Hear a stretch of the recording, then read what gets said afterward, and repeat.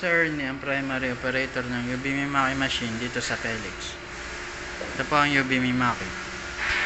As of May 7, bihira ito nagamit. Naka 950 ako na run last week. Nagpahinga ito ng 3 days.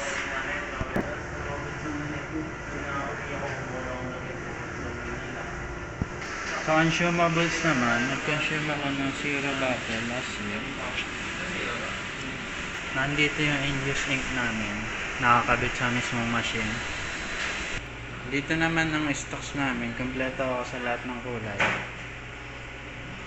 Good for 6 months.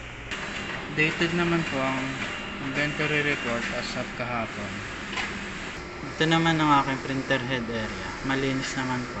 Ito naman po ang aking copying, okay naman po, tuyo naman po ito.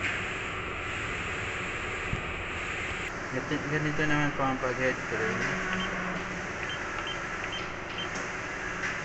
After head clean, nozzle check.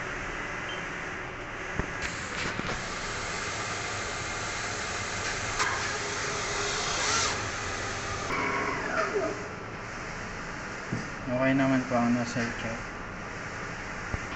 Sa PC naman po, ang hard disk level sa C, tama naman po. May 152 GB free space.